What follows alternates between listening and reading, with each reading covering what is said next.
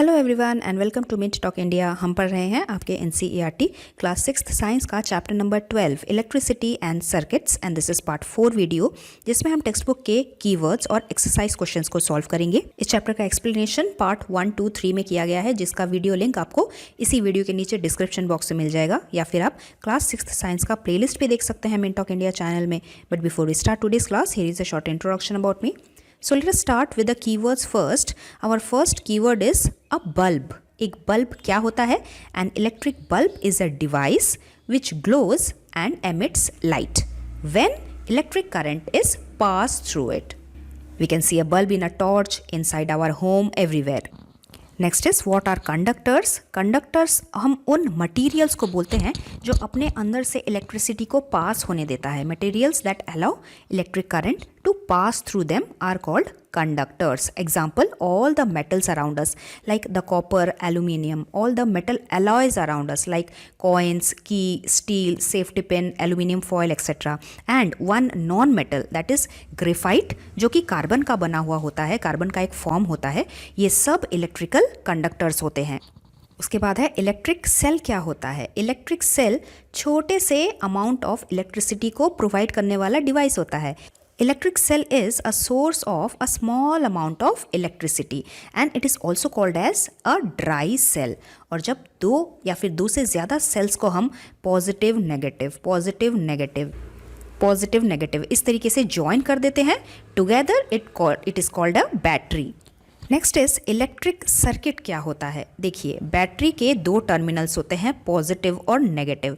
तो पॉजिटिव से शुरू करके जब इलेक्ट्रिसिटी गोल घूम के दोबारा नेगेटिव टर्मिनल तक वापस आ जाती है, उसी को हम एक सर्किट बोलते हैं. The complete path from one terminal of the electric cell through the bulb or any other electrical device what we are using and then back to the other terminal of the electric cell is called an electric circuit. और ये जो electricity का movement होता है, ये हमेशा positive से negative तक होता है. उसके बाद है what is a filament. Filament हम बल्ब के उस पार्ट को बोलते हैं जो जलता है, हमें लाइट देता है. In an electric bulb there is a tiny wire inside the glass cover, thin tiny wire inside the glass cover. This is called filament. और ये फिलामेंट हमेशा टंगस्टन मेटल का ही बना हुआ होता है, क्योंकि टंगस्टन का प्रॉपर्टी है कि जब वो गर्म होता है इलेक्ट्रिसिटी पास करने के द्वारा, तब वो गर्म होके पूरा जलने लगता है, ग्लो करता है, और उस ग्लो करने की वजह से हमें लाइट मिलती है. नेक्स्ट, इंसुलेटर्स कौन होते हैं? जो मटेरियल अपने अंदर से इलेक्ट्रिसिटी को पास नहीं होने देते या फिर जो इलेक्ट्रिसिटी को कंडक्ट नहीं कर सकते, उन्हें हम इंसुलेटर्स बोलते हैं. Materials that do not allow electric current to pass through them are called insulators. तो जैसे लकड़ी, ग्लास, प्लास्टिक, फैब्रिक यानी कि कपड़ा और इन सब से बनी हुई चीज़ें, यहाँ तक कि एयर भी इंसुलेटर्स ऑफ इलेक्ट्रिक करंट हैं. इसके बाद है हम स्विच किसे बोलते हैं. स्विच एक ऐसा सिंपल डिवाइस है जो या तो सर्किट को ब्रेक करता है ऑफ होके, जिससे कि करंट का बहना बंद हो जाए, या फिर ऑन होके वो सर्किट को कंप्लीट कर लेता है, जिससे करंट पास होता है और हमारे अप्लायंसेस ऑन हो जाते हैं. So we will write electric switch is a simple device that either breaks the circuit to stop the flow of electricity और completes the circuit to start the flow of electricity and switch on any appliances. Terminal हम किसे बोलेंगे? आम भाषा में terminal का मतलब किसी भी चीज़ के दो endings. All the electric sales have two terminals or two ends and these are called positive terminal and the other is called the negative terminal. ये अलग अलग टर्मिनल इसीलिए हमारे लिए जानना ज़रूरी है और दिखाए भी जाते हैं हर एक डिवाइस में, हर एक इलेक्ट्रिक सेल में, ताकि हम जब उन्हें कनेक्ट करते हैं, दो बैटरीज को, दो सेल्स को, तो कभी भी सेम टाइप के टर्मिनल एक साथ ना आ पाए. अलग अलग टर्मिनल होंगे तभी इलेक्ट्रिसिटी फ्लो कर पाएगी, because electricity always passes from positive to negative and then again from negative to positive to negative. इस तरीके से सर्किट पूरा होता है. Next, in exercise question number 1 we will do fill in the blanks. A, a device that is used to break an electric circuit. Just now we read it is an electric switch. B is an electric cell has how many terminals? It has two terminals, positive and negative. Next is mark true or false for the following statements. Number A is electric current can flow through metals? Yes, this is true. Metals are good conductors of electricity, इसीलिए आराम से current flow कर सकता है. B is instead of metal wires, a jute string can be used to make a circuit. No, this is false. Jute एक fabric का टुकड़ा है, वो एक कपड़ा है और वो एक इंसुलेटर भी है जो अपने अंदर से इलेक्ट्रिसिटी को पास नहीं होने देता. तो हम उससे इलेक्ट्रिक सर्किट नहीं बना सकते, इलेक्ट्रिसिटी पास ही नहीं होगा. Then next see is electric current can pass through a sheet of thermocol.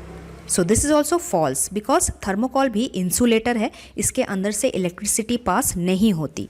Next is question number 3. Explain why the bulb would not glow in the arrangement shown in figure 12.13. यहाँ पे ये एक cell है, यहाँ का एक path start हुआ है, बल्ब पे जा रहा है, दूसरा पाथ स्टार्ट हुआ है स्क्रू ड्राइवर के एंडिंग पे जा रहा है, स्क्रू ड्राइवर के स्टार्टिंग पे जाके यहाँ पे इलेक्ट्रिसिटी का पाथ सर्किट कंप्लीट करने की कोशिश की गई है. लेकिन आप एक चीज़ देखिए, ये जो स्क्रू ड्राइवर के सामने वाला पोर्शन है ये तो मेटल का बना हुआ है, लेकिन ये जो पीछे वाला पोर्शन है जिसे हम टच करते हैं ये किसका बना होता है?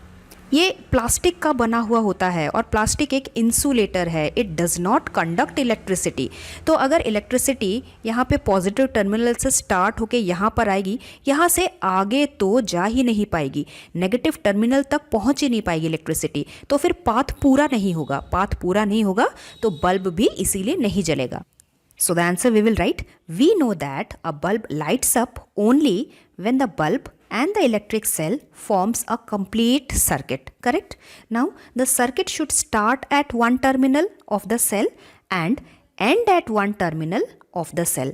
Here in this figure, the handle of the screwdriver is made up of plastic, which is an insulator, and this does not allow electricity to pass through it. And that is why there will be a gap. Electricity will not be able to reach from one terminal of the cell to the other terminal of the cell. Circuit will be incomplete and thus the bulb will not glow. Next, in question number 4, we have a drawing. Complete the drawing shown in figure 12.14 here to indicate where the free ends of the two wires should be joined to make the bulb glow. Bulb को glow करने के लिए हमें complete electric circuit बनाना है. तो bulb के एक terminal पे वायर लगा हुआ है, ये वायर यहाँ पे जाके सेल के साथ अटैच किया है. सेल का दूसरा जो नेगेटिव टर्मिनल है वो भी तो तार के साथ अटैच होना है. So this will be attach to this wire which is connected to a drawing pin. ये एक मेटल का बना हुआ होता है, सेफ्टी पिन भी मेटल का बना है, उसी तरीके से ये वाला ड्राइंग पिन भी मेटल का बना है. तो इलेक्ट्रिसिटी पास हो जाएगी. All these are conductors. उसके बाद ये जो वायर का एंडिंग है, ये एंडिंग जाके बल्ब के नीचे जाके सेकेंड टर्मिनल पे अटैच होगा. तब जाके सर्किट पूरा हो जाएगा, इलेक्ट्रिसिटी पूरा गोल घूम के पास कर पाएगी और ये बल्ब ग्लो करने लगेगा. This is the complete drawing what we have to draw in our notebook. Next is question 5. What is the purpose of using an electric switch? Name some electric gadgets that have switches built into them. तो देखिए यहाँ पे safety pin का use करके हमने switch बना रखा है. अगर ये सेफ्टी पिन नहीं होता और ये तार का कनेक्शन कुछ इस तरीके से होता तो इलेक्ट्रिसिटी तो कंटिन्यूस फ्लो ही करता रहता, पॉजिटिव से नेगेटिव गोल घूल के बल्ब, फिर से पॉजिटिव से नेगेटिव गोल घूल के बल्ब, और ये बल्ब 24 आवर्स ऐसे ही जलता का जलता ही रह जाता, हम इसे ऑफ नहीं कर पाते. तो इसीलिए एक स्विच का होना ज़रूरी है जिससे कि हम कहीं पे भी एक जगह पे एक गैप बना पाएँ, सर्किट को ब्रेक कर पाएँ एक स्विच लगा के, और तभी ये स्विच ऑन ऑफ करके हम हमारे बल्ब को ऑन ऑफ कर पाएँ. So answer first we will write definition of the switch. A switch is a simple device that either breaks a circuit to stop the flow of current or completes the circuit to start the flow of electric current. और इसीलिए to switch on any electric gadget we use the switch whenever required, and to switch off then also we use the switch whenever it is required. Next is question number 6. Would the bulb glow after completing the circuit shown in figure 12.14 if instead of safety pin we use an eraser? This means अगर इस safety pin के जगह पे, इस switch के जगह पे हम एक इरेजर लगते तो क्या हमारा बल्ब ग्लो करेगा? Our answer will be no, because eraser is made up of rubber and rubber is A insulator material. इसमें से इलेक्ट्रिसिटी पास होगी ही नहीं, तो इलेक्ट्रिसिटी यहाँ पे आके स्टॉप हो जाएगी, आगे नहीं जाएगी. आगे नहीं जाएगी तो बल्ब तक भी पूरा नहीं पहुँचेगी और ये बल्ब नहीं जलेगा. Our answer statement we will write, no, the bulb will not light up because the eraser is made up of rubber, which is an insulator, and it does not allow electricity to pass through it. Hence, circuit will not be complete, और circuit complete नहीं होगा तो bulb भी नहीं जलेगा. Next is question number 7. Would the bulb glow in the circuit shown in figure 12.15 here?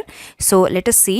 यहाँ पे एक बल्ब है, बल्ब का एक कनेक्शन ऊपर वाले टर्मिनल से है, लेकिन दूसरा वाला टर्मिनल के साथ तो कोई कनेक्शन है ही नहीं. जो सेकेंड तार है वो पहले वाले टर्मिनल पे ही जा रहा है. So in this case the electricity will not flow properly from positive to the negative terminal. और अगर पूरा टर्मिनल को पार करता हुआ कोई तार नहीं क्रॉस हो रहा है तो उस इलेक्ट्रिक सर्किट में बिजली नहीं जाएगी और उस टाइम ये बल्ब नहीं जलेगा. So our answer is no, the bulb will not glow. Next question पढ़ने के लिए हम एक बात जान लेते हैं कि अगर हमें किसी भी मटेरियल को ये टेस्ट करना है कि वो कंडक्टर है या फिर इंसुलेटर है, हम इस टाइप के अरेंजमेंट में उस मटेरियल को अटैच करके देखते हैं.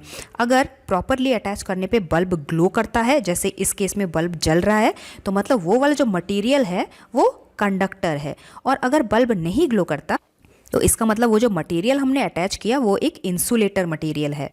तो इस टाइप के मटेरियल को हम कंडक्टर टेस्टर बोलेंगे.